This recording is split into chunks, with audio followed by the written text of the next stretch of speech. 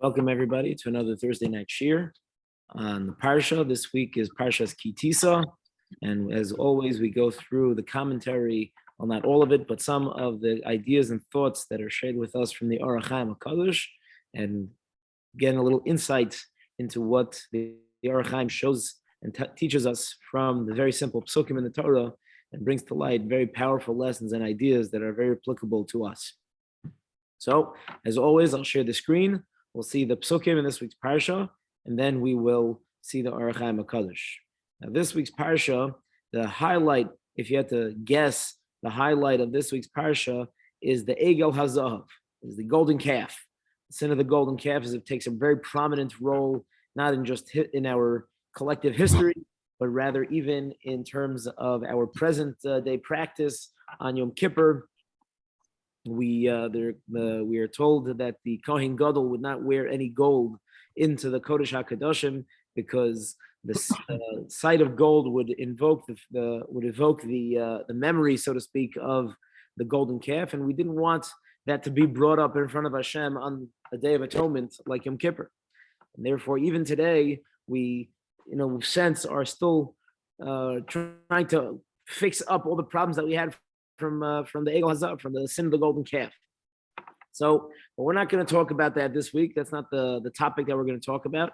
Rather, we're going to talk about a topic that comes up multiple times in the Torah.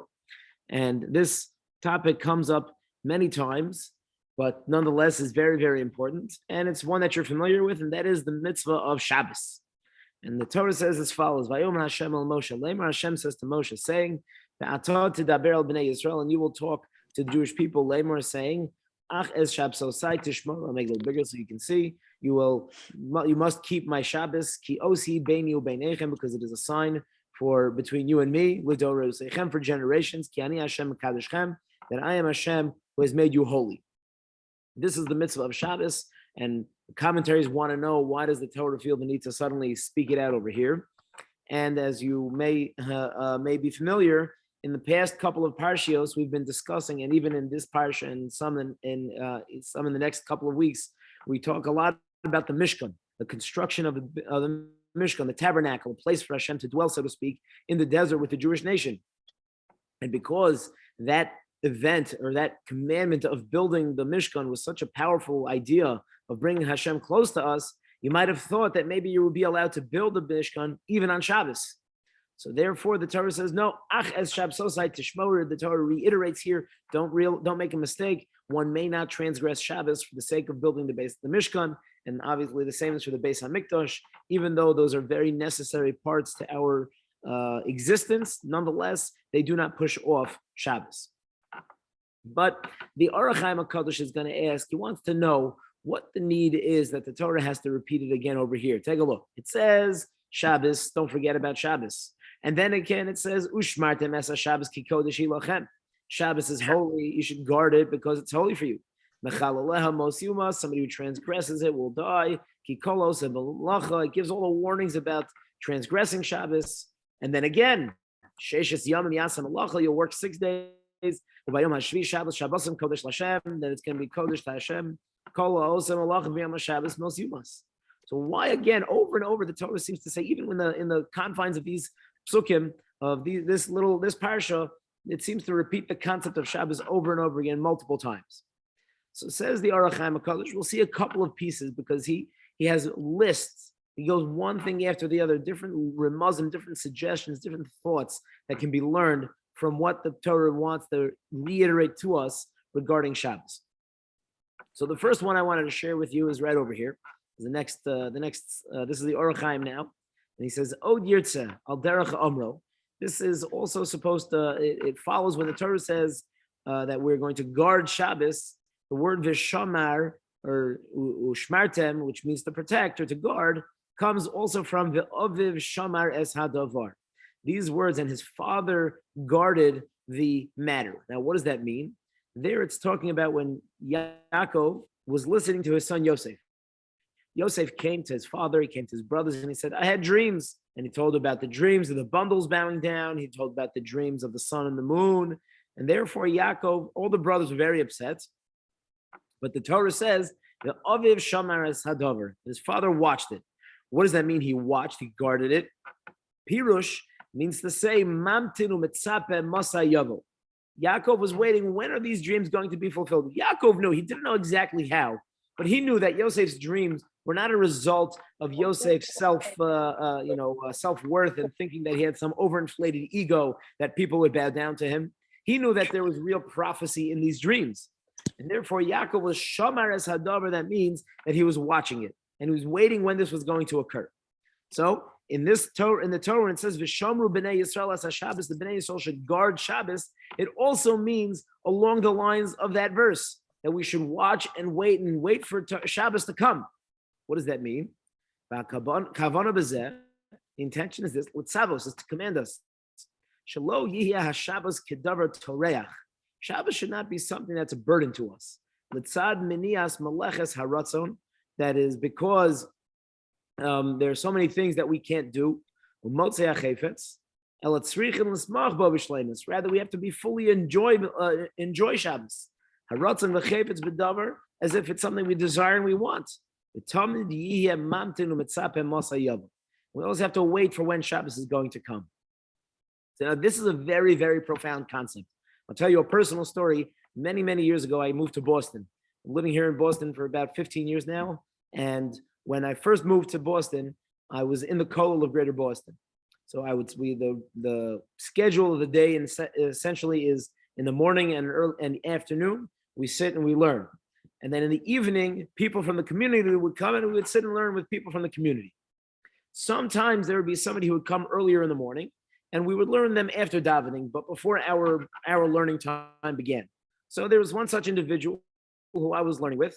Still have a very close relationship with him. And he was not so religious at the time. And his wife was also not so religious. And they were growing and they were learning slowly but surely. And his wife had turned to somebody, a woman from the kollel families. And she said to this woman, she said, I don't understand. How do you enjoy Shabbos so much? It's so, we can't do anything. I'm so used to just, go doing whatever I need to do on a Saturday. But now Shabbos, it feels like a burden. And this woman looked at her and she said, I'm not the right person to ask because I, myself, my children, they all look forward to Shabbos every single day of the week. They can't wait for Shabbos to come. It's the most exciting day. They get to spend time with their parents. They get to spend time sitting and learning with their father. They get to spend time eating nice meals with their mother that their mother had made. And it's such a beautiful, beautiful time. Somebody once came, I'll tell you a story that I just heard about Rabbi Zechariah Wallerstein. Rabbi Zechariah Wallerstein passed away a couple of years ago, maybe a year and a half ago, maybe not even so much. And he, unfortunately, he had cancer, but he refused to do anything that would impede his ability to function and continue in his work. And what was his work? He was very, very influential and very, very helpful to many women and girls that were falling off the path. They were straying from Judaism. And Rabbi Wallerstein was a tremendous, tremendous inspiration for many of these people. And one time, this girl comes into his office, a girl who had just gone to seminary. I mean, she's right out of high school. She goes to spend a year in Israel studying in a seminary. And she comes back. She says, Rabbi, I'm done. What are you done with? So I'm done with Judaism. He says, what's the matter? Why? What are you struggling with? Tell me, what's the problem? She says, there's so many rules. I can't do this. I can't do that. When I do this, it has to be this way and it can't be that way. There's so many rules. So he sits back and he looks at her and he says, that's an interesting perspective. Can I ask you a question? She says, sure.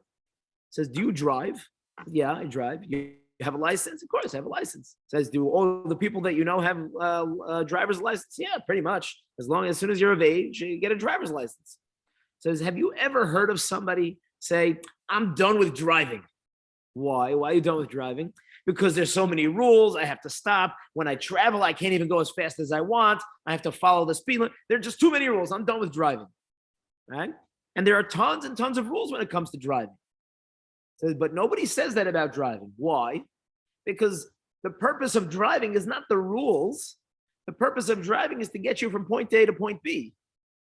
So if we look at Judaism, if we look at Shabbos as the point is that there are all these restrictions of the things that we can't do, then yeah, that's very burdensome. But that means we're not really seeing what the day is about. Imagine saying about driving, it's too burdensome, too many rules. That means we don't really appreciate what the point of driving is. So says the Orach Chaim HaKadosh, that's why it says where that the Torah says, V'shamru b'nei Yisrael Shabbos. You're going to wait and be excited for Shabbos to come. Don't pay attention to the rules. Yeah, there are rules, there are guidelines, things that we have to do. But all those rules and guidelines are only as a way to get us to realize, to settle down, to slow our lives down, put a pause on all the things that we normally do, connect to Hashem, connect to our friends, connect to our family members, enjoy a good meal together with people. The point is that we have the opportunity now to reflect and realize what has been going on the entire week that we weren't able to pay attention to. And therefore, that's why he uses the language V'shamru, just like the Aviv Shamar Hadover, just like Yaakov had guarded the matter. It meant that he was waiting and anticipating when it was going to come. That's how we have to approach Shabbos. Shabbos is not a day of rules and restrictions. Shabbos is a day of pleasure and enjoyment, and a time where we can enjoy the peace, the quiet, the tranquility, and connect to Hashem in a more meaningful way. The point where we can relate to our family members in times that the week is busy. There's no question about it. But on Shabbos, we get to bond in ways that normally we wouldn't be able to do. So that's the first piece that I wanted to share with you. Beautiful, beautiful thought about our perspective on Shabbos and how we have to look and what we should imagine when we are coming to Shabbos and a whole week, always preparing ourselves, getting ready for Shabbos. So now I'm going to scroll down a little bit. He keeps on going. There's a lot of different things that he says to explain. There's one last thing that I want to share, one second thing that I'd like to share with you tonight. And he says as follows. Od Yirtza, this is still the Orach Chaim. Od Yirtza, Alpi Divrei Hemzal, based on what the rabbis teach us in the Gemara, She'olam Haba, Nikra Olam Shekulo Shabbos. The next world, the place of where our soul goes after 120, that place, we use the term Olam Haba, the coming world, the world to come, that will be there later. But the Gemara says that there's another name for it. The other name is Olam, it's the world, Shekulo Shabbos, that it's entirely Shabbos. Now, what does that mean, that it's entirely Shabbos? So, that means, as he says as follows, the rabbis also teach us, Shakul Shabbos Kaineged Kol HaTorah Kula. Shabbos is as weighty, as valuable, as equal to fulfilling all the other commandments in the Torah. And that's why it says, V'shamru b'nei Yisrael Shabbos. The Jewish people kept the Torah, they will guard the Torah, they will guard Shabbos. Why are we going to do that?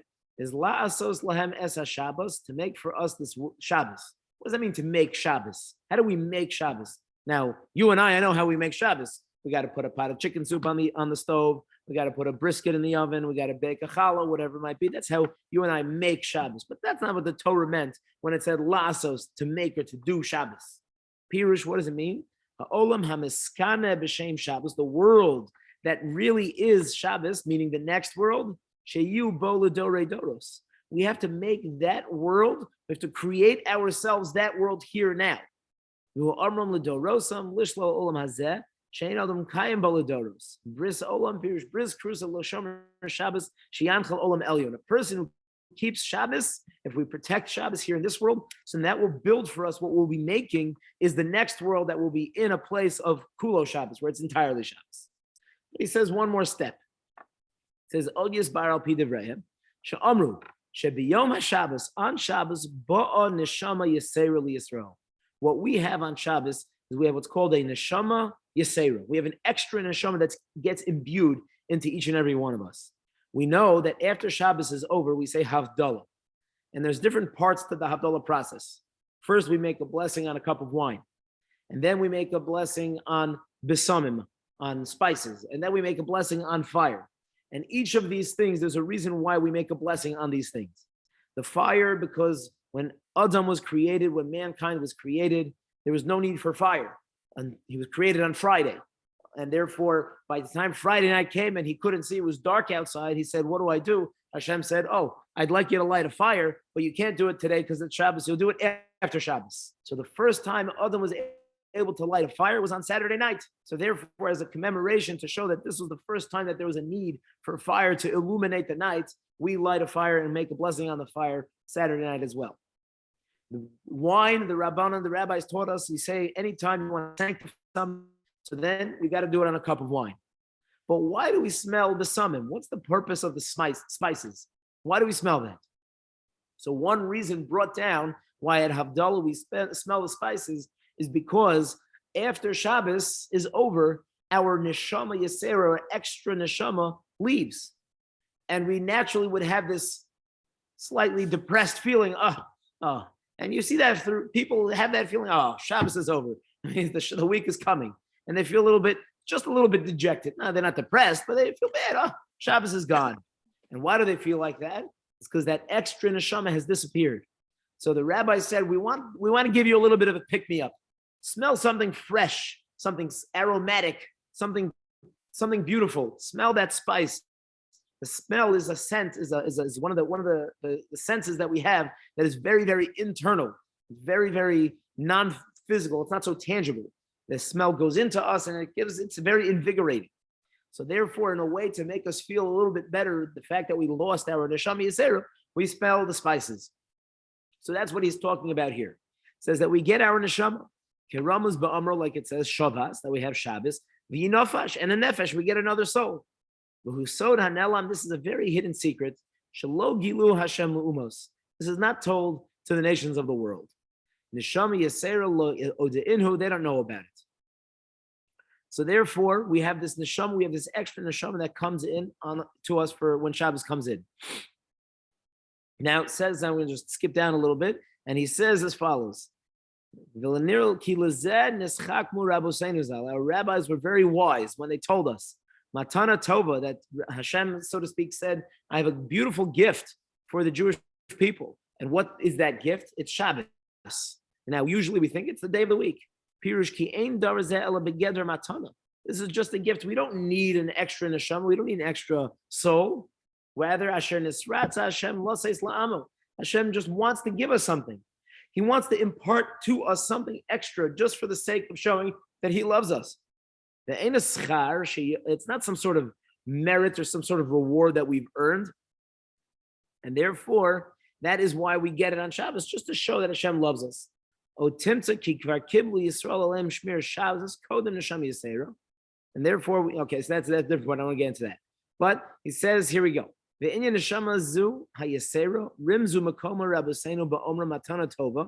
hinted to into this expression that we are taught that Beis Genazai, Hashem had a beautiful gift in his storehouse. The Yodua, you should know, the place that Hashem has that is called his storehouse, Shehu Bechinas Olam Ha'elyon, which is obviously in the next world, in the higher world.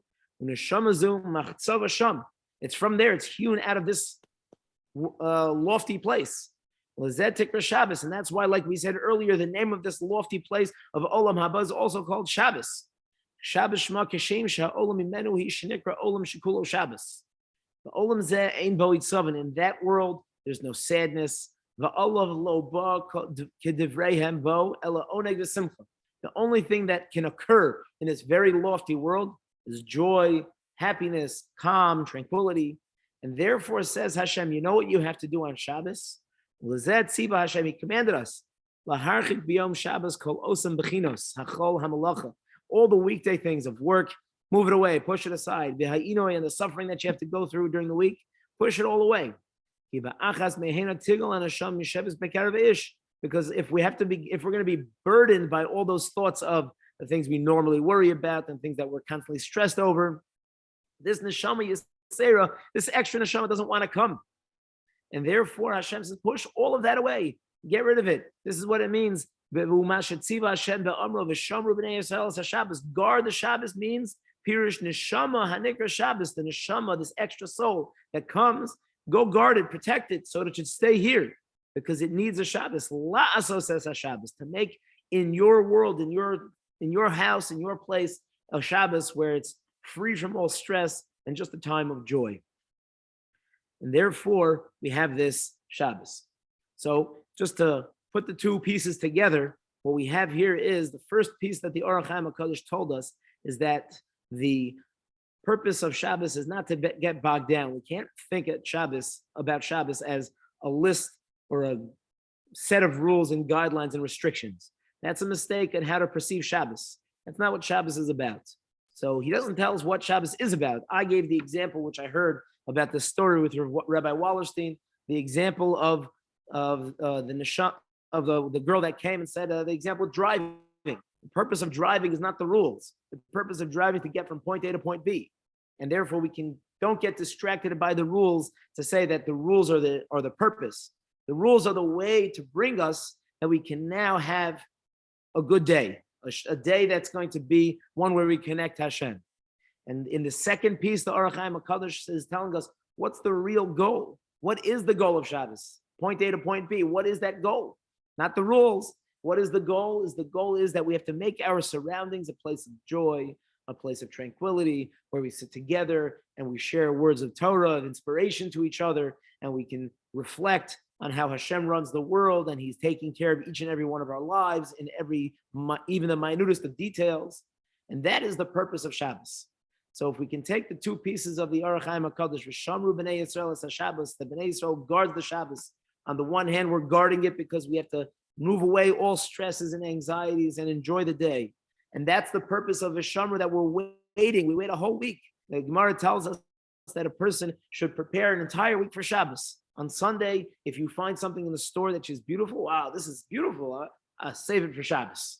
And then on Monday, you find something even nicer, so save that one for Shabbos instead. And you're constantly looking forward to when Shabbos will come.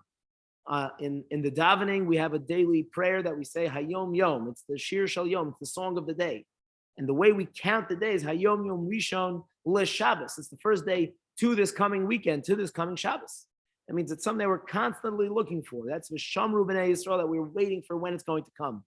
And we're waiting for it to come because we enjoy it and we don't get distracted by the rules and regulations. Those are the rules and regulations which are the purpose of Shabbos, is to enjoy it, that our neshama yisera, this extra neshama, can come and can enjoy the time that it has here, free from all stress and rather focused on joy and happiness, that we're connecting to Hashem and we're connecting to all that are around us. Thank you so much for coming. Hopefully with these ideas from the Orach Chaim HaKadosh, we can step into our coming Shabbos with a little bit more joy and excitement, and therefore we can connect just a little bit more to Hashem. If you have any questions, feel free to ask and I'll try and answer. Thank you so much for coming. Thank you. Thank you. Good to see Thank you. you. Thank you. Thank you. All right, everybody. Thank you so much. Have a wonderful Shabbos. We'll see you next week. Good. Thank you.